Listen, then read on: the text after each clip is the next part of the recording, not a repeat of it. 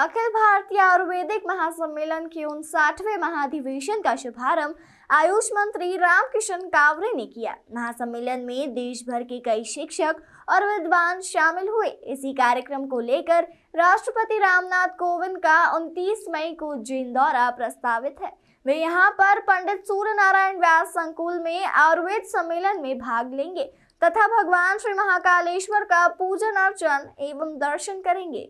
अखिल भारतीय आयुर्वेद महासम्मेलन के राष्ट्रीय आरोग्य 2022 के 59वें समारोह का उद्घाटन किया। 29 मई को अखिल भारतीय आयुर्वेद महासम्मेलन के 59वें महाधिवेशन में राज्यपाल मंगू भाई पटेल, मुख्यमंत्री शिवराज सिंह चौहान, आयुष मंत्री भारत सरकार सर्बानंद सोनोवाल, आयुष मंत्री मध्य प्रदेश शासन रामकिशोर कांवरे, उच्च शिक्षा मंत्री डॉक्टर मोहन यादव, सांसद अनिल फिरोजिया, विधायक पारस जैन एवं अन्य जनप्रतिनिधि गण शामिल रहे। वैज्ञानिक कॉन्फ्रेंस इस महाअधिवेशन का मुख्य आकर्षण है, जिसका विषय आयुर्वेद आहार स्वास्थ्य का आधार है। साथ ही राष्ट्रीय एवं अंतर्राष्ट्रीय स्तर पर आयुर्वेदिक औषधियों का मुक्त व्यापार आदि विषयों पर सामूहिक विचार विमर्श होगा।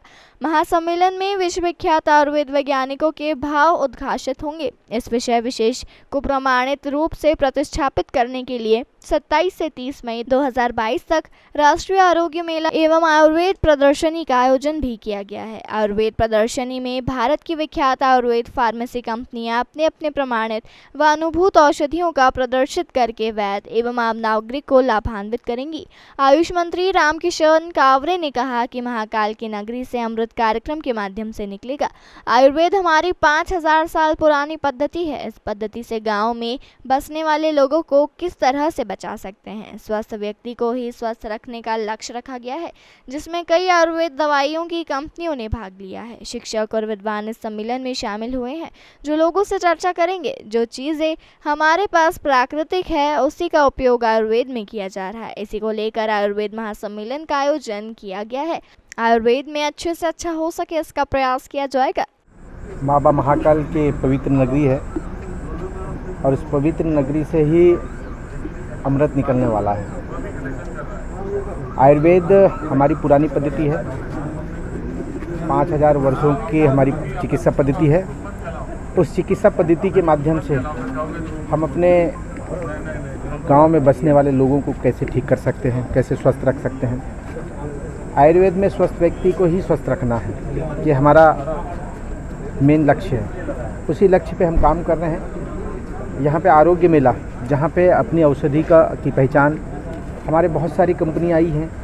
वो कंपनियों के साथ में बैठना, लोगों के साथ मिलना, बहुत सारे हमारे विशेषज्ञ हैं, बहुत सारे हमारे विद्वान लोग यहाँ पर हैं।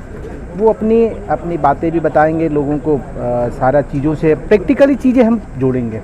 जो चीज़ हमारे पास में है हम उसी का उपयोग करना चाहते हैं। उसी बात को लेकर ये हमारा आयुर्वेद महासम्मेलन है। मंत्री मोहन यादव ने कहा कि कार्यक्रम में देश भर के विद्वान शामिल हुए हैं। हर वर्ष सम्मेलन करने के लिए कहा गया है। 102 साल पूर्व इस तरह का सम्मेलन आयोजित किया गया था। कोरोना काल में देश भर में आयुर्वेद को पहचानना है। आयुर्वेद का काम एलोपैथिक की तुलना में 6 गुना बड़ा है। पूरे प्रदेश में आयुर्वेद के लिए कई संभावना है।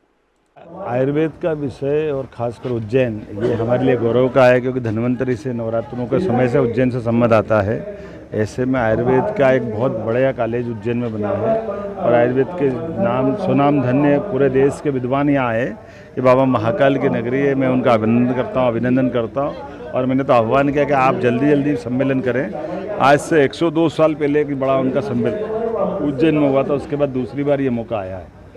हमारे यहाँ कोरोना के कठिन काल में आयुर्वेद की महत्ता सबने जानी है और इनका कामकाज आज एलोपैथी की तुलना में 600 गुना बड़ा है।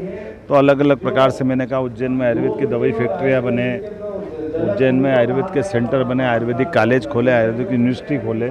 सभी प्रकार से उज्जैन में बहुत संभावना है। पूरे मध्य प्रदेश में आयुर्वेद की संभावना है। ये हमारा आच्छादित क्षेत्र है, इसलिए मैं उम्मीद करता हूँ कि ये क्रम जारी रहेगा। और ख़ास करके उज्जैन में ये आयोजन करने से माननीय महामहिम स्वयं आ रहे हैं, तो हम सब पलक पावड़े बिछा करके उनका भी स्वागत करने के लिए आतुर है। उज्जैन की नगरी में मैं एक बार फिर सभी आयुर्वेद के